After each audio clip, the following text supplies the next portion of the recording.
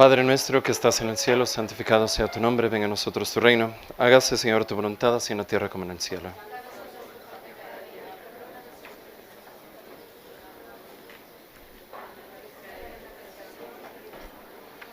Espíritu Santo, fuente de luz, Santa María, asiento de sabiduría, ruega por nosotros. En nombre del Padre, del Hijo y del Espíritu Santo. Amén. Pueden sentarse. El hábito. Bueno, miren, este es como referencia bibliográfica.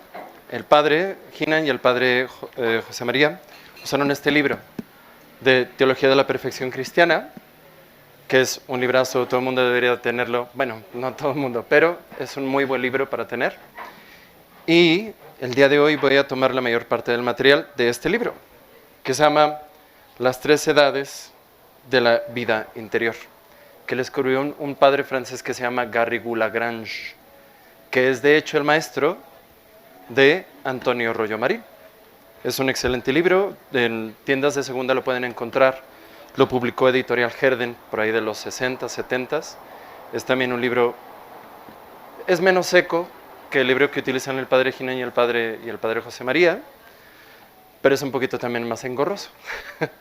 Los dos escritos por dominicos, entonces sabemos que es un poco, pues raro, ¿no? Vale. El día de hoy vamos a hablar básicamente de la gracia. Entiendo que ya el padre Hinan les habla un poco acerca de la gracia santificante. Hoy vamos a hablar un poco más como un resumen sobre la gracia santificante, la gracia sacramental y la gracia actual. Ahora, antes de empezar con el tema propiamente, acerca de la gracia actual, hasta la fecha hay un montón de diferentes escuelas de pensamiento acerca de cómo funciona la gracia actual. Ya que les expliqué qué es, van a entender por qué, ¿vale? Están los dominicos, los jesuitas y un montón de gente intermedia que tiene diferentes maneras de pensar al respecto. La gracia en sí misma es un tratado aparte de la teología. Tenemos una clase especial en el seminario, nada más para ni siquiera entender, sino como más o menos explicar de alguna manera o de otra lo que es la gracia y cómo funciona. Es la parte más clara, pero también en muchos aspectos es la parte más difícil de entender. Entonces, aclarar que hay diferentes maneras de pensar y que el día de hoy no me voy a meter en camisa de 11 varas y me voy a brincar toda esa parte acerca de la gracia, ¿vale? Entonces, la primera gracia, la gracia fundamental sobre la que se construye toda la vida espiritual, es la gracia santificante. El padre Hinan ya les habló de ello en la tercera sesión. Básicamente la gracia santificante es una participación del alma en la vida de la Santísima Trinidad. Este libro del padre Garrigou-Lagrange, el subtítulo es El preludio de la vida eterna, porque habla mucho acerca de la gracia. La vida de gracia, tener la gracia en el alma, es básicamente empezar a vivir el cielo en la tierra, porque el premio del cielo es Dios mismo. No son 72 vírgenes, no son ser uno con el todo, sino es Dios mismo. Entonces, si el premio de la vida eterna es Dios mismo, y a través de la gracia nosotros poseemos a la Trinidad en nuestra alma, tener la vida de la gracia santificante es empezar a vivir el cielo en la tierra. Cuando nosotros entendemos eso, vamos a hacer todo lo posible por conservar la gracia santificante. ¿Cómo perdemos la gracia santificante? A través del pecado mortal. ¿Vale? ¿Cómo se disminuye la vida de gracia? A través de los pecados veniales o de las faltas personales. ¿Cómo la recuperamos? A través de la confesión. ¿Vale? Ahora,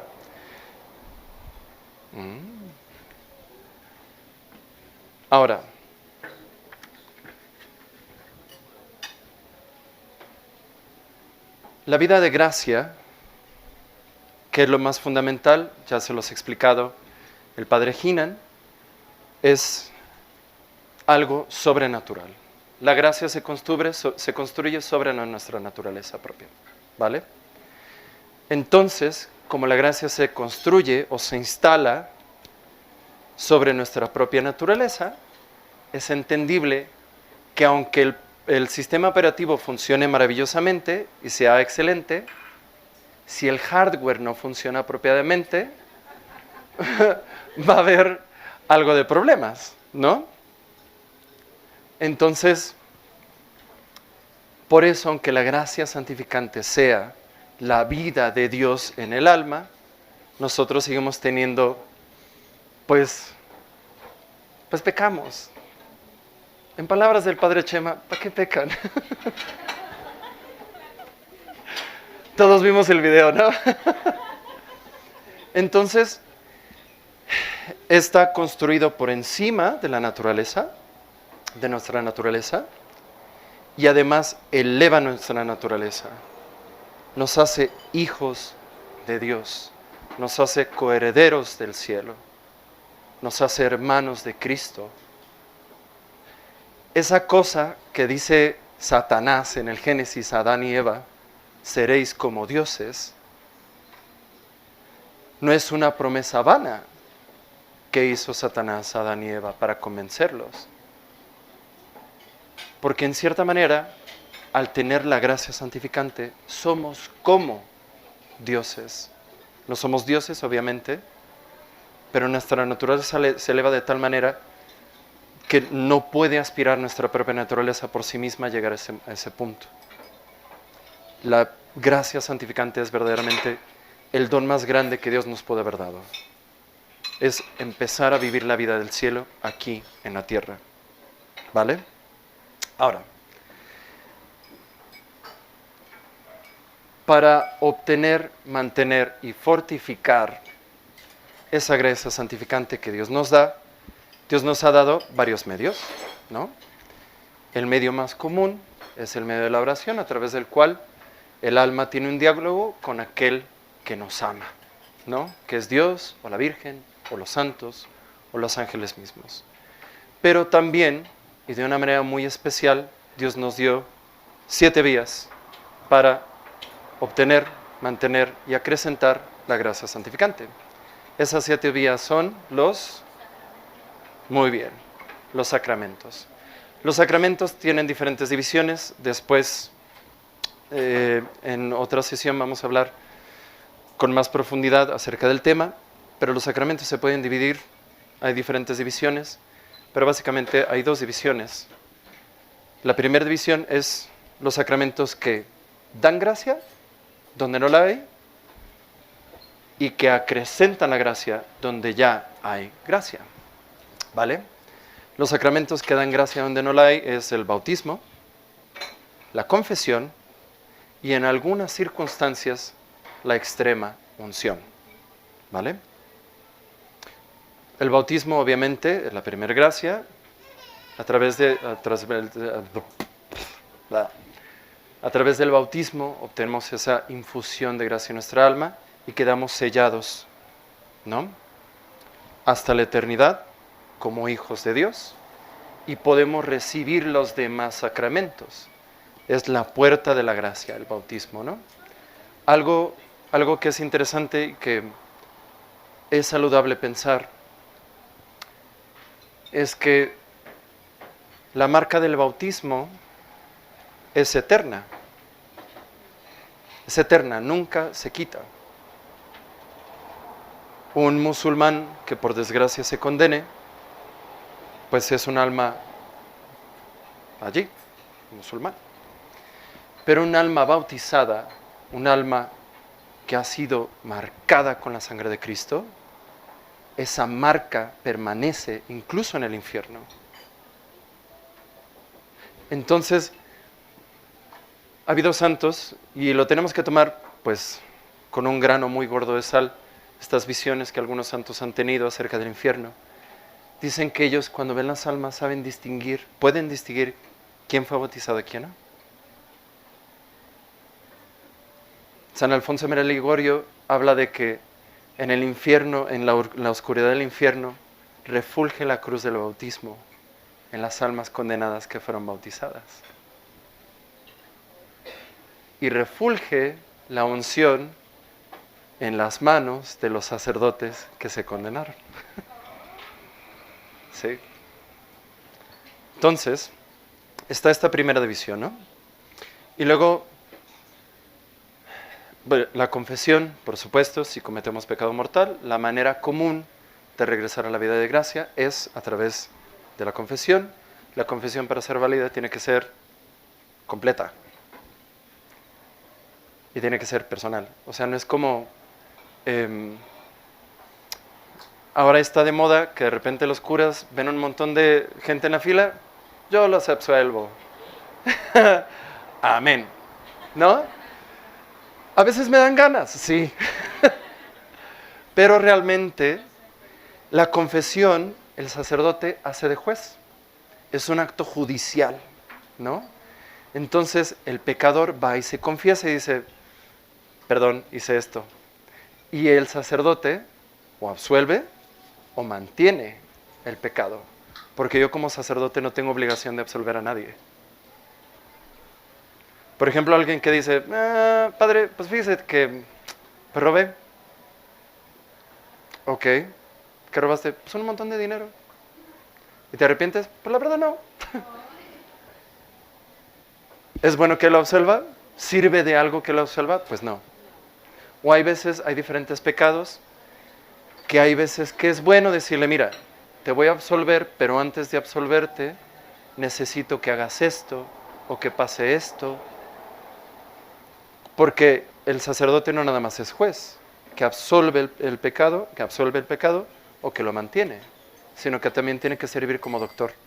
Entonces, si yo creo conveniente que es un buen remedio decir, mira, ahorita no estás bien dispuesto para recibir la gracia, primero tienes que hacer estos ejercicios espirituales, o tienes que llegar a este punto de la vida espiritual, antes de poderte absolver, lo puedo hacer, ¿no? O sea, el sacerdote no tiene la obligación de absolver a nadie. Actúa como juez y actúa como médico.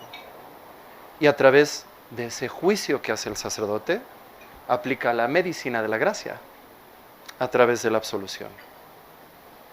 ¿Vale? El tercer sacramento que sirve para recuperar la gracia cuando no la hay, es la extrema unción. A mí me gusta llamarla extrema unción porque también le dicen unción de los enfermos y hay gente que dice, ¿me unge, padre? No. Me duele mi garganta. Pues toma miel con limón. ¿Qué quieres que haga yo? ¿No? ¿Para qué sirve la extrema unción? Sirve, el momento más importante de tu vida es el momento de tu muerte. Porque así como esté tu alma en ese momento, así se va a quedar para toda la eternidad. Entonces, tu agonía es la última oportunidad que tiene Satanás para arrancarte del cielo. Y no sé si ustedes alguna vez han visto a alguien en su lecho de muerte. Hay veces que estas personas, incluso ha habido santos que están temblando de miedo por el juicio. Santos. Gente que nosotros sabemos que vivieron una vida excepcionalmente buena. Tiemblan de miedo ante la perspectiva del juicio. Y a la hora de la agonía, dos cosas pueden pasar, que son las dos cosas peores que pueden pasar. Primero, la desesperación, que alguien diga, está bien, yo no tengo salvación, no tengo remedio, pequé demasiado, de cabeza al infierno. Esa persona está decidiendo, por ese acto, irse al infierno. Y eso pasa cuando tenemos, por ejemplo, en la hora de la agonía, muchas personas tienen un recuerdo muy vívido de todos los pecados, y en especial de los peores pecados. Lo otro que puede pasar es que la gente diga, no necesito confesarme, no necesito sacramentos. Yo no maté, yo no robé, yo no le fui tan infiel a mi esposa. Bueno, a mis hijos no les faltó nada nunca. Yo creo que me voy al cielo, ¿no? Y así se quedan. Y es muy triste, como sacerdote ir a un hospital, dice, bueno, señor, su cuerpo pide tierra, vaya preparándose, ¿no? Porque el clavado que se va a echar al cementerio, ojalá que quede allí y que no pase del cementerio. Y hay quien dice, no, yo no me confieso. Señor, ¿estás seguro? Sí. Tiene 80 años. No se ha confesado en 40. ¿Seguro que no ha pecado gravemente en 40 años? No. ¿Ok? ¿Una bendición? No, tampoco. Eso se llama presunción. Y las dos cosas nos pueden pasar a cualquiera de nosotros. Entonces, la extrema unción lo que hace es robustecer al alma para enfrentar la agonía de una manera lo más santa posible. ¿Vale? Ese es el fin de la extrema unción. No es como curarse de una gripa, ni siquiera de un cáncer. El fin de la extrema unción es robustecer al alma para el último combate que va a tener. Para eso sirve. Pero luego hay veces que la persona está inconsciente, no puede confesar, o es una emergencia que alguna vez ha pasado. Entonces el sacerdote le da la extrema unción, y si esa persona, estando consciente, se hubiera confesado, actúa también como absuelve los pecados de esa persona. ¿Vale? Entonces, por eso esos son los tres sacramentos que dan gracia donde no lo hay. Los otros sacramentos sirven para acrecentar la gracia que ya hay allí. ¿Vale? Y hay otra división de los sacramentos. Hay unos sacramentos que son sacramentos personales, que son sacramentos para uno. Luego hay sacramentos que son para bien social. ¿Cuáles son los sacramentos para bien social? El primero es el sacerdocio, porque sin sacerdote no hay sacramentos. Sin sacramentos la vida de gracia se ve muy reducida. Muchas gracias. ¿Me podría traer un vasito? Gracias. Ustedes no escucharon nada. Entonces el sacramento del sacerdocio habilita a la persona que lo recibe y da las gracias suficientes y necesarias para poder descargar un ministerio para gloria de Dios y para beneficio de la gente. Entonces es un sacramento, podemos así decirlo, que tiene un beneficio social. Y es más, las órdenes monásticas antiguas, a lo mejor en un monasterio había 300 monjes, pero solamente había 5 sacerdotes, porque no necesitaban más. Entonces, el sacerdocio, aparte de ser un sacramento para la persona que lo recibe, también es un bien social. El segundo sacramento, que es para un bien social, obviamente es para la persona que lo recibe, pero también implica un bien social, es el matrimonio. Porque el fin del matrimonio no es amarse y tener unicornios con arcoíris siempre, no. El fin del matrimonio es tener y criar niños para el cielo. Para eso es el matrimonio. Después es para que esposo y esposa se quieran mucho y se ayuden y no se estorben, que es la cosa un poco más complicada. En las promesas matrimoniales y en las bendiciones que hacen, el sacerdote le dice, tú estás allí para ayudarle a tu esposa. Te doy esposa y no esclava. Y luego le decimos a la esposa, esposa, trancas. Sé que se las gana, pero tranquila. Parafraseando la oración muy bella que está en el ritual, ¿no? No es literal. Si alguno... Pero eso es secundario, ¿no? Pero lo primero es tener y criar cristianos para el cielo. Ahora, hay dos tipos de gracia. Ex opere operati, que es las cosas que hacemos que nos dan gracia, pero que depende esa gracia de nosotros. Y luego hay otras cosas que dan gracia ex opere operato, que dan gracia el simple hecho independientemente de nosotros. Los sacramentos actúan de la segunda manera. La gracia que da el sacramento no depende ni del ministro ni de quien la recibe. Alguien que se va a confesar, aunque sea con los mínimos indispensables, recibe gracia. Y el sacerdote que da la absolución puede ser el peor de los pecadores.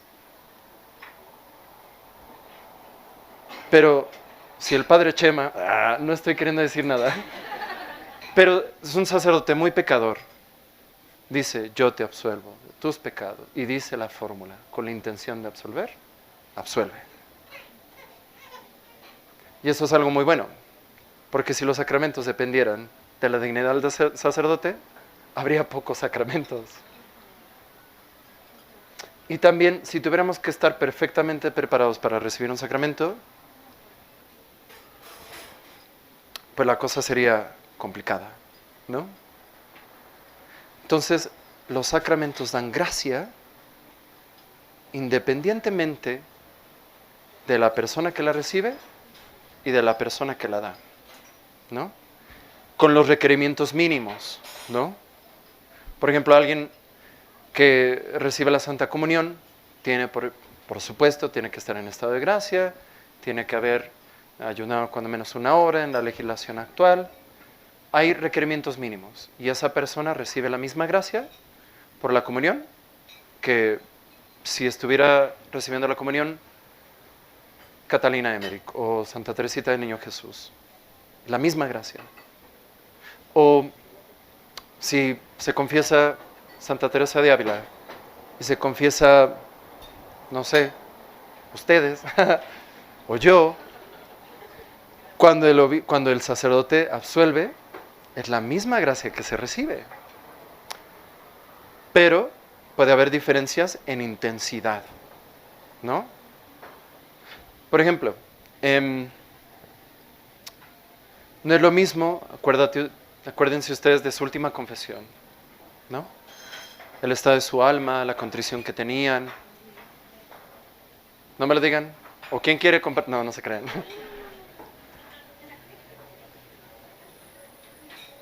Y ustedes mismos pueden detectar que ha habido veces en que uno se va a confesar con un dolor por los pecados y como con una contrición muy profunda. Y esa gracia, hay veces que incluso uno nota la intensidad distinta. Y hay veces que a través de una confesión alguien ha dejado un pecado grave, ¿no? Entonces, recibimos la misma gracia, pero también depende de cómo estemos dispuestos, puede cambiar en intensidad. El ejemplo más claro es la confesión. Alguien comete un pecado mortal, va y se confiesa, dependiendo de su disposición, puede recuperar la gracia en la misma intensidad en la que la tenía, o si a lo mejor estaba mal dispuesta esa persona, recibe la gracia, la misma gracia santificante, pero con una intensidad menor. O si a lo mejor tiene una gracia particular, especial, puede incluso llegar a través de una sola confesión a ser una santa de altar. El ejemplo clásico es, pues, María Magdalena.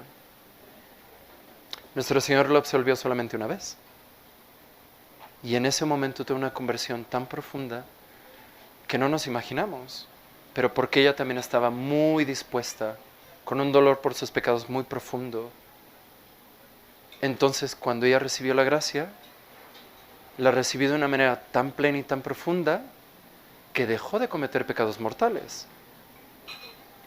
Tuvo una conversión de 180 grados.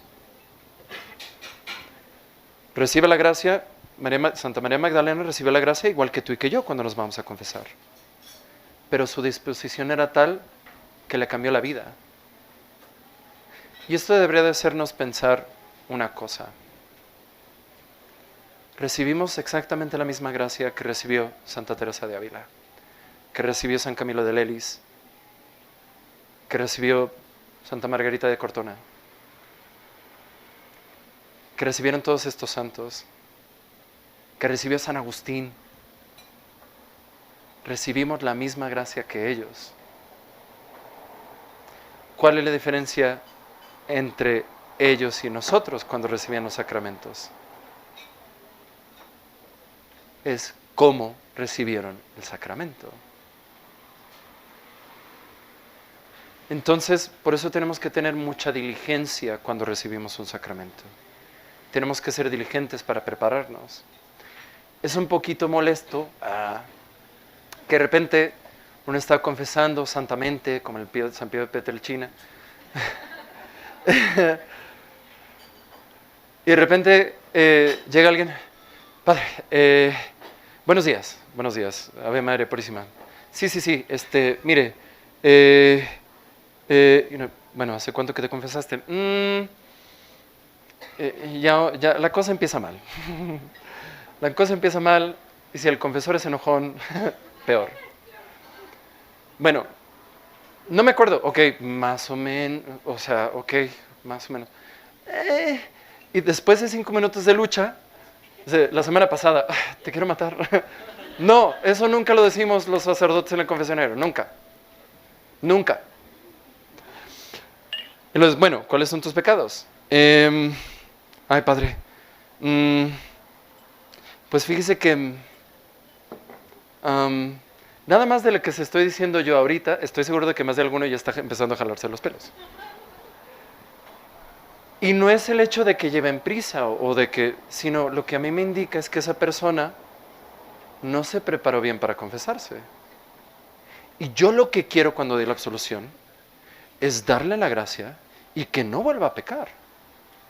Pero si se va bajando de mi bici y va llegando a duras penas a confesarse así muy sancochado el asunto, que hay veces que eso es lo que hay. Hay veces que eso es lo que hay. Pero debería de ser la excepción. O imagínense, el ejemplo también es la comunión, ¿no? Parte del asunto del por qué tenemos la obligación de guardar una especie de ayuno antes de comulgar es para que incluso ese ayuno, ese cuidado que tenemos al ayunar, nos empiece a preparar para recibir la comunión. Y esto se los he dicho en más de algún sermón. Una sola comunión bien recibida nos habilita, tiene la gracia suficiente para hacernos santos de altar. Porque lo que recibimos cuando recibimos la comunión es a Cristo mismo. Y la diferencia entre una comunión que nos convierte en santos de altar y una que no, es la manera en la que recibimos a nuestro Señor. Esa es la diferencia. Porque la gracia que contiene ese sacramento es la misma en todos los casos. ¿Vale? Entonces, eso es como un primer punto, una primera parte que tenemos que reflexionar todos, y me incluyo yo, de que también recibimos los sacramentos. Y tenemos que verdaderamente prepararnos para recibirlos. Hacer lo mejor que podemos. No siempre se puede llegar a la iglesia y meditar 2 horas acerca de la pasión de Cristo para poder recibir dignamente a nuestro Señor. La vida sucede entre que nosotros hablemos de nuestra casa y llegamos a la iglesia. La vida sucede. Pero tenemos que verdaderamente hacer todo lo que podemos, todo lo que está de nuestra buena voluntad para recibir los sacramentos lo mejor que podemos. Recuerden esto, los santos recibieron los mismos sacramentos que nosotros. La diferencia entre cómo recibieron, entre cuando ellos recibieron los sacramentos y nosotros es el modo en que lo recibieron. Esa es la única diferencia. La diferencia no está en el sacramento, ni siquiera en quién da el sacramento. La diferencia está en nosotros cuando recibimos el sacramento. ¿Vale? Y luego, vamos a cambiar de tema, y este tema es un poco más escabrosillo. Ajá, ¿sí? Este tema se llama las gracias actuales. Y aquí me voy a ayudar de Garrigou-Lagrange. Las gracias actuales no son como la gracia santificante. Las gracias actuales podemos decir que son como ayudas, inspiraciones, regalos que Dios nos da, que o nos inspiran algo, o nos mueven a hacer algo, o nos ayudan mientras hacemos algo. Y son cosas obviamente dirigidas al ejercicio de la virtud, a la alabanza de Dios y la salvación de nuestra alma, ¿no? Obviamente no hay una gracia actual especial para pecar. Las gracias actuales son esas ayudas que Dios nos da para poder ejercer las virtudes y actuar, hacer cosas buenas. Esas son las gracias actuales, dicho de una manera muy somera. Y hay que notar esto. Las gracias actuales funcionan para mover las virtudes infusas. Creo que la sesión pasada el Padre Chema ya les había empezado a hablar acerca de las virtudes, los dones del Espíritu Santo, etcétera, etcétera, ¿no? ¿Sí? ¿Sí? ¿Sí? Nada más vi los últimos 5 minutos de la conferencia del Padre Chema. Pero creo que les empezó a hablar de eso, ¿no? O sea, podemos hablar de la templanza, la prudencia, la pureza, fe, esperanza y caridad. Todas estas virtudes que básicamente son disposiciones más o menos permanentes de nuestra alma para hacer el bien. Eso es una virtud. Es un buen hábito. Es lo opuesto a un vicio. Una virtud es lo opuesto a un vicio. ¿Un vicio qué es? Un mal hábito. ¿Una virtud qué es? Es un buen hábito. Se los estoy platicando un poquito de manera imprecisa, pero básicamente, ¿no? Por ejemplo, el hábito de la prudencia. Pueden verme a mí, que yo soy el más prudente de todos, o la humildad.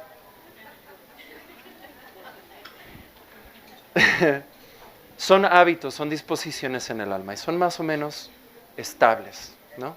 Para que sea un hábito tiene que ser algo estable. Actuar prudentemente una sola vez no significa que tengamos el hábito de la prudencia. Significa que una vez fuimos prudentes. Pero si ejercitamos la prudencia una y otra vez, se empieza a volver como algo más fácil para nosotros, ¿cierto? Es como una persona que estudia música, por ejemplo, un violinista, ¿no? Al principio, ese violinista va a estar tocando el Estrellita, ¿dónde estás? ¿Han visto ese video que hasta se le rompe el arco a la niña? ¡Ping! Porque toca muy feo. Ella todavía no tiene el hábito o la virtud de tocar el violín. Le cuesta trabajo, no sabe hacerlo bien. Hasta cómo agarrar el arco le cuesta, cómo ponérselo aquí, es chistoso. Pero si sigue ejercitando ese hábito, hombre, después es como Itzhak Perlman, ¿no? O algo así, ¿no? Sí es violinista Itzhak Perlman, sí. Entonces, pero requiere ejercitar esa cosa buena, ¿no? Entonces, las gracias actuales lo que hacen, nos ayudan a ejercitar esas virtudes, ¿vale? Esos hábitos que tenemos, que son hábitos infusos. Hay virtudes naturales, que es como, bueno, este es prudente, pero no tiene la vida de gracia, entonces es una prudencia natural. Pero cuando es algo infuso que Dios da, entonces esas virtudes son movidas a través de las gracias actuales. Las gracias actuales, esas ayudas que Dios da, son siempre para mover a actuar esas virtudes infusas. ¿Vale? Ahora, vamos a ver.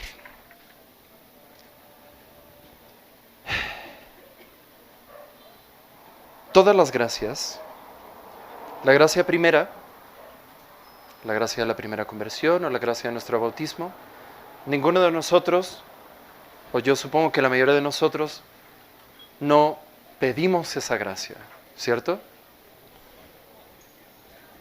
A mí me bautizaron con 3 meses, yo no me acuerdo, yo le dije, Señor, por favor, yo quiero dejar de ser una criatura adorable y ser un hijo adorable de Dios.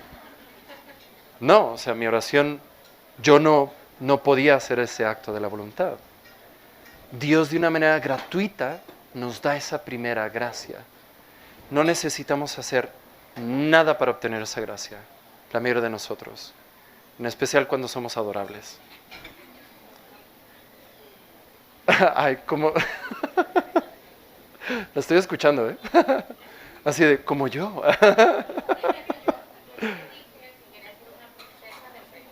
Ah, bueno, muy bien. Sí, claro, claro. Pero esa primera gracia no hubo necesidad de que nosotros la pidiéramos, ¿cierto? O la mayoría de las veces. Pero sin las gracias actuales, realmente no podemos hacer ninguna especie de bien. Todo el bien que hacemos es movido a través de las gracias actuales. Todo. La creencia contraria y decir que no necesitamos una gracia actual para hacer el bien se llama pelagianismo o semipelagianismo. Estas dos herejías básicamente dicen que el humano tiene todo en su naturaleza humana para salvarse. Pero sabemos que el humano, dejado a su propia naturaleza, pues no da el ancho, ¿cierto? Entonces son las gracias actuales que nos mueven a actuar y a hacer el bien. Si no hay gracias actuales, no hay ningún bien que salve nuestra alma. ¿Vale? Lo contrario es una herejía. Y que, por alguna razón extraña, nos acusan a los tradicionales de que somos pelagianos. De que es a través de las cosas que hacemos que nos salvamos. Pero nosotros creemos, como somos tomistas, porque todos nos gusta la teología de Santo Tomás, creemos que incluso cuando nosotros hacemos el bien, lo hacemos a través de una gracia actual. ¿Vale? ¿Sí? Sí. Sí, muy bien. Y sin estas gracias actuales, nadie puede perseverar en el bien, o cuando menos no por mucho tiempo.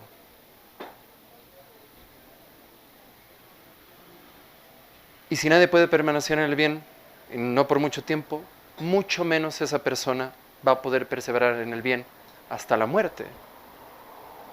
Las gracias actuales son absolutamente necesarias y son constantes. Pero ahorita les digo de eso, ¿vale? Las gracias actuales nos ayudan a actuar de acuerdo a las virtudes, pero nos ayudan a actuar de acuerdo a nuestras virtudes y también nos ayudan a perfeccionar las virtudes. Entonces, si no hay gracias actuales, si no hay estas ayudas, estas inspiraciones de Dios, no hay crecimiento en la vida espiritual, de ninguna especie, ¿vale? Y esto está constantemente en la Biblia. San Pablo nos recuerda una y otra vez, sin Dios no eres nada. Una y otra vez, San Pablo es así. Uno está muy optimista y dice, tranquilo, Bobby, ¿te crees mucho? Sin gracias actuales no vas a salir adelante.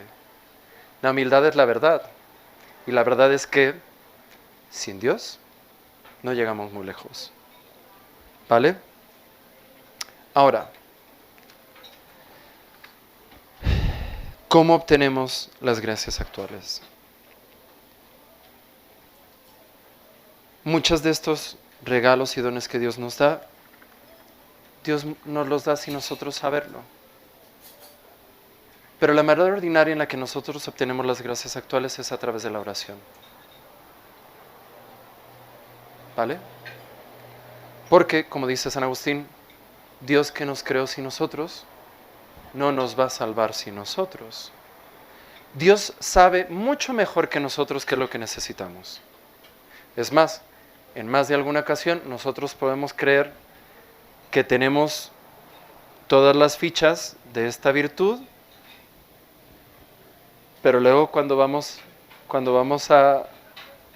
se reparten las cartas, nos salen las cuentas de negro, en rojo, ¿no? Dios sabe mucho mejor lo que nosotros necesitamos. Pero Él nos creó sin nosotros, pero no nos va a salvar sin nosotros. Y el hecho de que nosotros entremos en oración para pedirle ayuda implica un acto de humildad de nuestra parte. Implica aceptar que sin Él no vamos a llegar lejos. Pero también implica que estamos haciendo un esfuerzo consciente por mejorar. Porque es muy fácil decir, pues Dios, tú sabes mejor que yo que lo que necesito.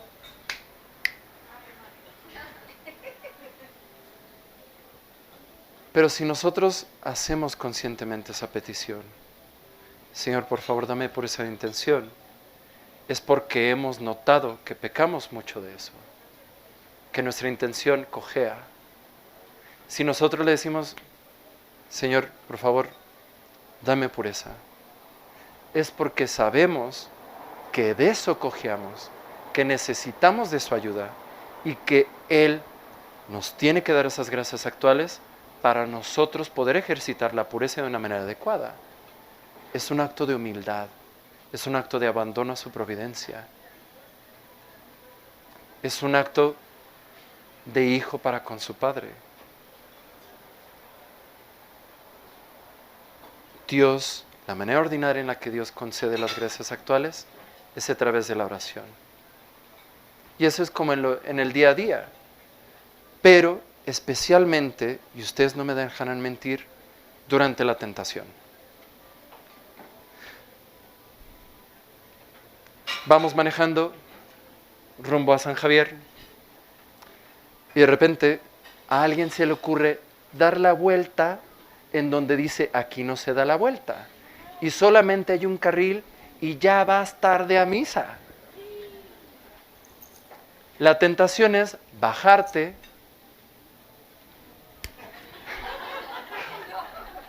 no, yo sé que a ninguno de los que estamos aquí nos da esa tentación. Pero sí de repente nos puede dar la tentación de gritar, de ofender, de perder los papeles un poquito, ¿no? Pero siempre, Señor mío, Dios mío, tú aguantaste más. Lo que te hicieron a ti fue más que dar la vuelta en un lugar donde no se tiene que dar vuelta, en una calle de un solo carril. Y empezamos a orar pidiendo la gracia de la paciencia, ¿no? O de repente nos atacan los malos pensamientos, ¿no? Vamos a una calle, pasa una chica muy guapa y uno dice, Señor, ayúdame a conservar la pureza. Quiero preferirte a ti a preferir una imagen. Y muchas veces la clave de vencer la tentación o no está en la oración. Porque es en esa oración que Dios nos concede la gracia de ejercitar la virtud y de evitar el pecado. Y muchas veces caemos en pecados y pecados graves porque nos hacemos los valientes. No voy a pecar, no voy a pecar, no voy a pecar, no voy a pecar, no voy a pecar, no voy a pecar, no voy a pecar, y pecamos. ¿No? Pero nos hacemos los valientes, recurrimos a nosotros mismos como pelagianos en lugar de acudir a Dios. ¿Vale? Entonces, si queremos gracias actuales que nos ayuden a ejercitar la virtud y a vencer el pecado, primero ejercitar la virtud. Lo primero es hacer el bien. En consecuencia, evita hacer mal. Pero primero, ejercer el bien. Lo primero es la oración. Eso es lo primero. Y es absolutamente necesario. San Alfonso María de Ligorio dice, el que no reza, no se salva. Y no, por rezar no me refiero solamente a decir sus rosarios, que los tienen que decir, sus novenas a quien ustedes quieran. Me refiero al diálogo constante con aquel que te puede salvar. Y tener una familiaridad íntima con el que es el Padre de tu alma.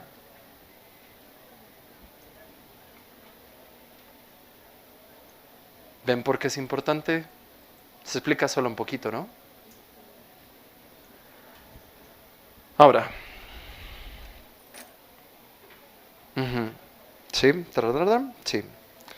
Hay diferentes tipos de gracias, ¿no?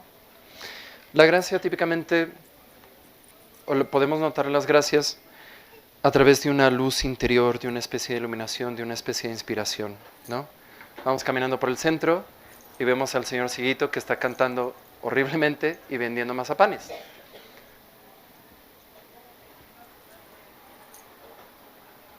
Vemos al... ¿Por qué el ejemplo le parece muy gráfico? Perdón, ok. A una persona que está pidiendo en la calle, ¿vale?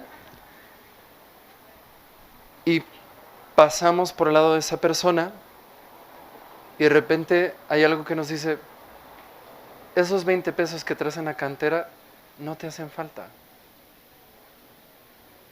Una inspiración interior, ¿no? Y si nosotros pedirla además.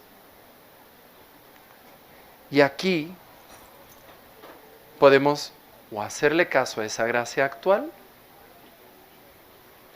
o no. Esa gracia, esa primera inspiración a actuar, se llama gracia suficiente. Esa gracia suficiente, esa primera gracia, tiene todo lo que necesitas para ejercer la virtud. En esa gracia que Dios te ofrece en ese momento, tienes todo lo necesario para poder ayudar a ese ciguito que canta feo y que venda mazapanes. Todo lo necesario. Eso se llama gracia suficiente. Si tú dices, ¿sabes qué? Pues sí es cierto. Esos 20 pesos en el que tengo en la cartera no me faltan. Y la verdad, en lugar de comerme 5 tacos de barbacoa, me puedo comer 4. Total, ¿no? Y uno saca su billete de 20 pesos y se lo da. Cuando uno hace caso a la gracia suficiente, entonces cambia de nombre. Y se llama gracia eficiente o eficaz. La gracia eficaz te ayuda y te sostiene mientras estás ejercitando la virtud. ¿Vale? Porque también a medio sacar la cartera puedes decir, nah, siempre no. Cruel. Lo bueno es que no vio mientras sacaba la cartera. Ay, yo necesité de muchas gracias para llegar a cura. Pero bueno, pausa.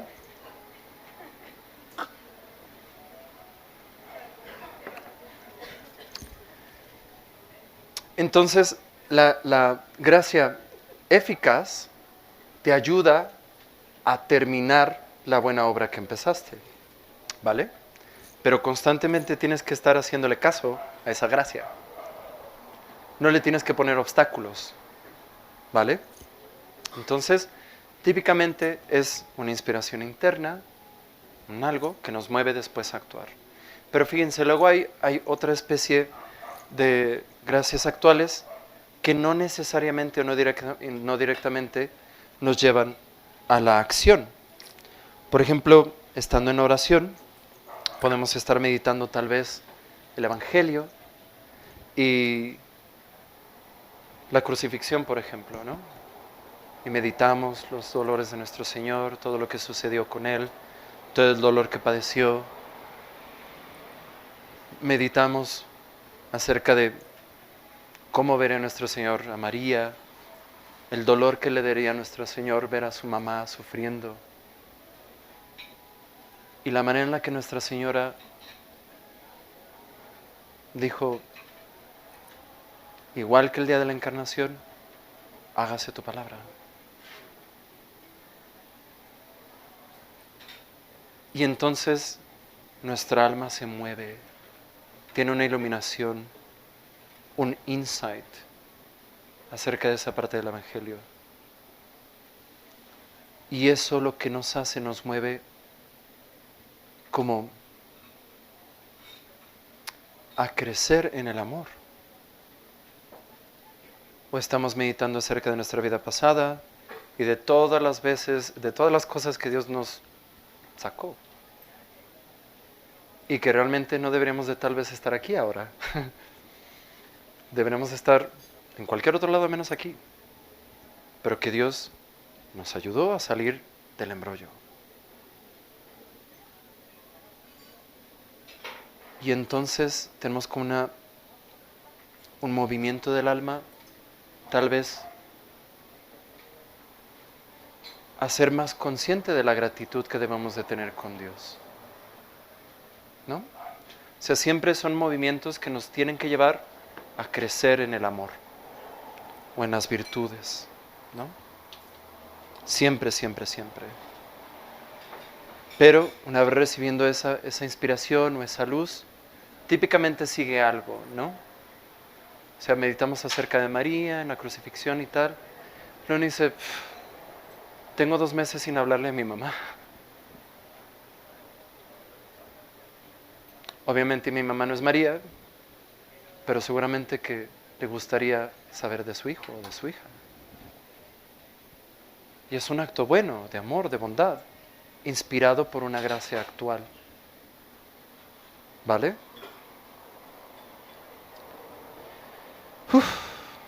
Y luego, ¿qué otro tipo de gracias actuales hay? Ah, mi lápiz, esperen. Luego también, no nada más es como mueve nuestra voluntad, no nada más a través de inspiraciones, o las inspiraciones pueden tener diferentes formas. Hay veces que nuestro Señor mueve nuestra voluntad o nos da una gracia actual a través de presentarnos un objeto bueno, ¿no? O sea, ¿no te gustaría hacer esto o no te gustaría ser de esta manera? ¿No te gustaría ayudar de esta forma? ¿No te gustaría amar de esta manera? Son objetos buenos que Él nos presenta, que son como gracias actuales que les decimos exteriores. Presentar a nuestra voluntad cosas que pueden ser atrayentes para que nosotros hagamos el bien, se llaman gracias extrínsecas.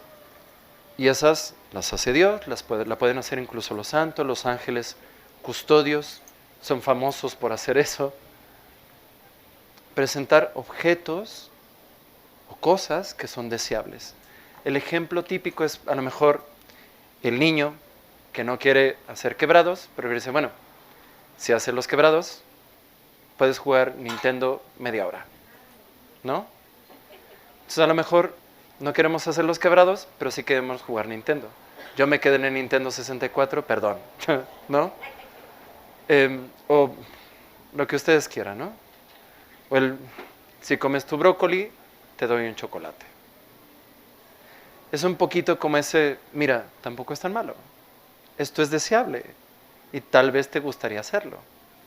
Y hay gracias actuales que funcionan así. Y hay gracias actuales que son intrínsecas, estas son exclusivas de Dios. Nadie puede mover nuestra voluntad de manera interna más que Dios. No lo puede hacer Satanás, no lo pueden hacer los ángeles, nadie, solamente Dios. Porque esa intimidad nuestra es solamente entre Dios y nosotros, nuestra voluntad última. Entonces, Dios puede elegir, a través de una gracia actual intrínseca, inspirar de una manera tal a la voluntad a actuar de tal manera, o mover la voluntad para que actúe de tal manera.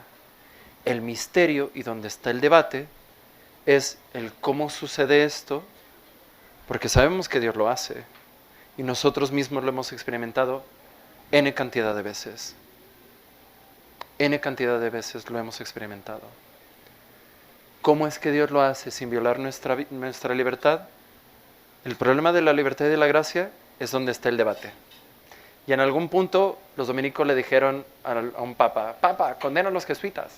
Y los jesuitas le dijeron al papa, Papa, condena a los dominicos, son herejes. Y el papa dijo, niños, niños, niños. Pues es un gran misterio. Y entonces, hay varias escuelas de pensamiento y realmente yo en lo personal y en la Casa de la Fraternidad nos distinguimos por ser más de la escuela de Santo Tomás, pero es válido creer a lo mejor en otras teorías, pero realmente por eso es la parte más complicada de la teología, esto de la gracia. Pero entonces están estas gracias extrínsecas, pero también hay gracias intrínsecas, estos movimientos de Dios. Ahora, aquí tenemos que aclarar algo. Fíjense, los musulmanes dicen que realmente nosotros no hacemos nada. Los musulmanes creen que toda la creación y el hombre son como marionetas, ¿no? Entonces, cuando alguien comete un pecado, el que comete el pecado realmente es Dios, es Alá. Y ellos dicen, Alá puede hacer lo que quiera, si Él quiere pecar, peca. Pero como es Alá, pues no está mal. Tranquilo, Willis, no te entiendo. Pero los musulmanes creen eso, que realmente nosotros en última instancia no hacemos nada, sino que es Dios el que absolutamente actúa a través de las personas. Y que las personas ni siquiera cooperan, o sea, que no simplemente es Dios haciendo lo que quiere, ¿no? Lo cual convierte la cosa en algo bastante injusto, porque si es Alá el que actúa y la persona es solamente una marioneta, si esa persona se condena por ser mala, ¿por qué se va a condenar por ser mala? Si es Alá el que está actuando, ¿cierto? O también, si la persona llega al cielo de los musulmanes con sus vírgenes y lo que sea, si es Alá el que está actuando en última instancia, en primera instancia, en todo momento, ¿qué mérito tiene esa persona de haber hecho el bien? Ninguno, ¿no? Y además parte de la libertad cristiana, o sea, parte del asunto, ¿por qué Dios respeta nuestra libertad? Un amor forzado, ¿qué tanto amor puede ser? ¿No? O sea, si, ¡ámame! ¡Ahora! ¿No? Sí, sí, sí. Pues un amor muy genuino no va a ser ese, ¿no? Por eso la libertad es tan fundamental en la moral cristiana, porque es la libertad y la voluntad humana la que amerita el cielo o la que amerita la condenación. Aunque Dios pueda de alguna manera o de otra, con sus gracias actuales, movernos internamente a ejercitar la virtud. Entonces, ese es el misterio grande. ¿Cómo es que sucede eso? Y Él respeta nuestra libertad, pero Él también puede a veces mover nuestra voluntad de tal manera. Es un misterio grande. Pero tenemos que tener claro eso. Dios respeta nuestra libertad. Porque si no hay libertad, no hay mérito. Si no hay mérito, no hay condenación y no hay salvación. La libertad es fundamental. Y Dios nos ama de tal manera que nos hace libres de elegirlo a Él o no. Eso es algo muy bonito del amor de Dios. Pero bueno, entonces están estas gracias extrínsecas y estas gracias intrínsecas, ¿no? Luego también están esta especie de como de gracias que actúan de acuerdo a los modos humanos y otras que actúan de acuerdo a los modos sobrenaturales, por así decirlo, ¿no? Un ejemplo de lo primero es a lo mejor todos los días rezas el rosario a las 8 de la noche. Ves tu reloj y dices, ok, son las 7:55, debería de empezar a prepararme para rezar el rosario. Esa es una gracia actual que te está ayudando a hacer un bien y que actúa de una manera muy humana, muy tranquila y que ni siquiera nosotros nos damos cuenta. Pero luego hay otras gracias que actúan de una manera distinta. Hay un escritor de finales del siglo XIX, principios del XX, francés, que se llamaba Paul Claudel. Una obra muy famosa de él se llama El zapato de raso, que por cierto Benedicto XVI la cita mucho. Es una obra de teatro. Cometí el error de comprarme el libro y esperar una novela. Uno es adolescente a veces. Pero bueno, el punto es que este autor, en su juventud, él era bastante rabiosamente anticristiano, ¿no? Y no es así como, pues los cristianos que hagan lo que quieran. No, era rabiosamente anticristiano. Rabioso.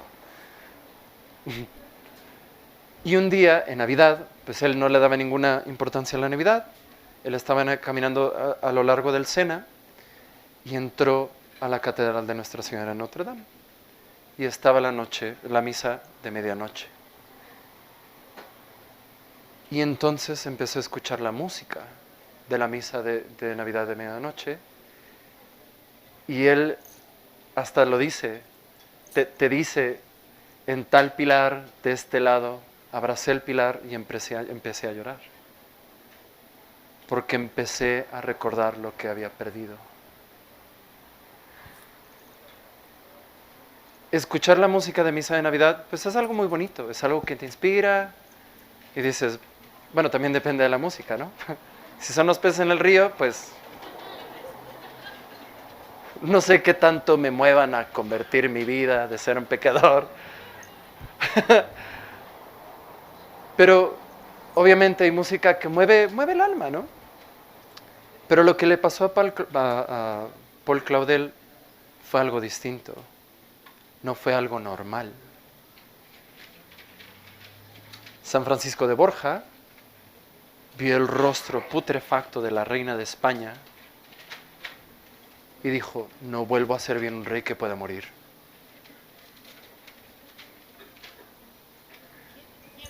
San Francisco de Borja.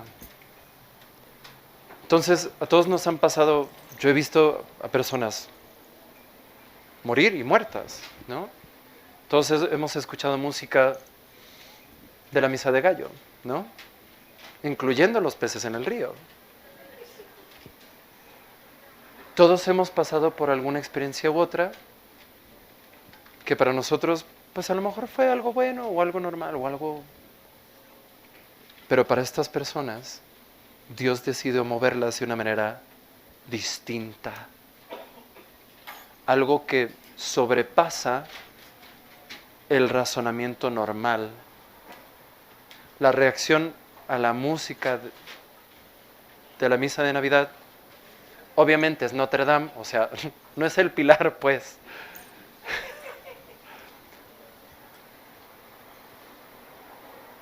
Ya, pues, no voy a decir nada. El punto es que, o sea, hay cosas que pueden ayudar, ¿no? A que la experiencia sea distinta, pero reaccionar como reaccionó Paul Claudel a la música de Navidad no corresponde a la manera natural humana de reaccionar a eso. Entonces, es una especie distinta de gracia actual. La mayoría de las veces las gracias actuales que Dios nos da, Dios ni siquiera, ni nos damos cuenta. Son de una manera muy natural, muchas veces de una manera muy fluida, ¿no?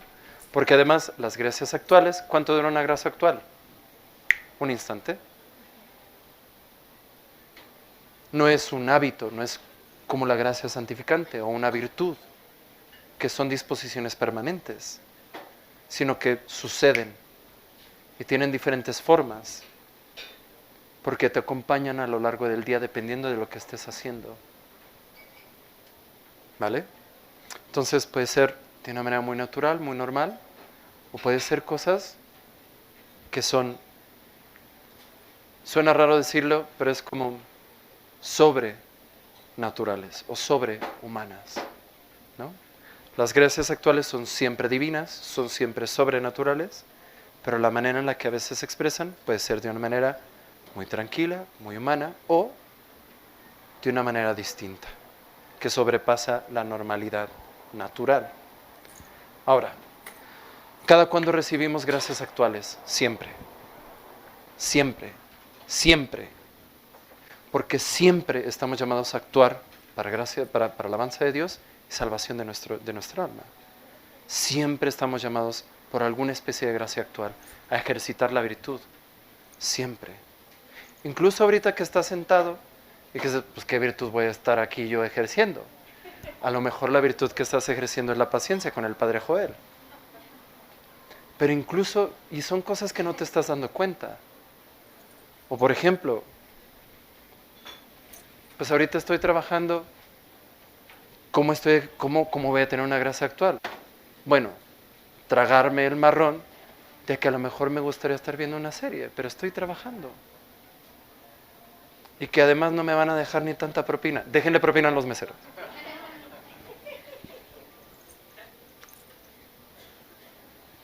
Pero cuando actuamos para bien, siempre hay una gracia actual. Incluso cuando no nos estamos dando cuenta. Y por eso también, y ya para terminar, la oración es tan importante. Porque es a través de la oración que nos familiarizamos a un diálogo con Dios. Si estamos familiarizados a un diálogo con Dios, va a ser más fácil escuchar la voz de Dios cuando nos quiere expresar su voluntad, ¿cierto? Y el que no ora, el que no está acostumbrado a escuchar la voz del pastor, no va a distinguir la voz del pastor cuando lo llame, porque no está acostumbrado. Y muchas veces, prácticamente, ¿cómo se hace? Bueno, primero, sus oraciones litúrgicas, ¿no? Su misa, su rosario, pero también la meditación personal, 15 minutos todos los días. Lectura espiritual, que también nos ayuda a crecer. Biografías de santos. Los 13 Edades de la vida interior, de Garrigou-Lagrange. Llévele, llévele. No, no se crean, no está a la venta. Pero esas cosas nos ayudan, ¿no? Y también, esto es como a un nivel un poco más prosaico, por así decirlo, que es algo que me gusta aconsejar y que yo hago personalmente. Yo todas las horas a la hora tengo una alarmita. ¿Por qué? Porque incluso siendo cura y estar con el vestido disfrazado aquí de... A veces a uno se le olvida el motivo y la razón por el cual uno está haciendo las cosas. Vas a ir a recoger a tus niños al kinder. Estás en el tráfico porque son las 2 de la tarde y obviamente todo el mundo va al kinder por el niño a la misma hora. Y lo que se te ocurre es, ¿por qué no desaparecen todos y me dejan llegar a tiempo por mi niño? ¿Qué pasaría si de repente te acuerdas que no nada más estás manejando en el tráfico por ir por tu niño, sino que lo estás haciendo para mayor gloria de Dios y salvación de tu alma? Entonces, estas alarmitas a mí me ayudan a acordarme de eso. Que es algo, consejo práctico, hazlo si quieres o no. O también en la mañana, que esto es muy básico, pero muchas personas no lo hacen. En la mañana hacer una oración y ofrecer todo lo que hacemos en el día a Dios. Y en el seminario llegaba un poco al exceso, porque era obviamente en la mañana todos personalmente hacemos nuestra oración, dedicamos nuestro día, siempre que empezamos una clase, dedicamos la clase como una especie de oración, pero luego después era salíamos a manejar y había una oración, empezábamos a jugar fucho y había una oración, pero incluso eso nos acostumbraba a que empezábamos a hacer algo, primero está Dios. Obviamente la vida sucede y hay veces que a uno se le olvida o puede ser algo un poco pesado. Pero si estamos en el hábito de poner a Dios siempre cuando empezamos a hacer las cosas, esa cosa que vamos a hacer va a ser una especie de oración, nos va a poner más atentos a las gracias actuales y vamos a hacer las cosas de tal manera que no nada más sea para salir del paso, sino que sea para mayor gloria de Dios y salvación de nuestra alma. ¿Vale? En nombre del Padre, del Hijo y del Espíritu Santo. Amén. Dios te salve María, llena eres de gracia, el Señor es contigo. Bendita eres entre todas las mujeres, y bendito es el fruto de tu vientre, Jesús.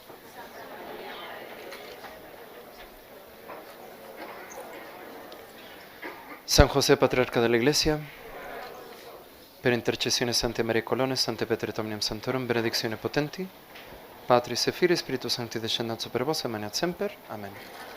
No se olviden de dejarle una buena propina a los meseros.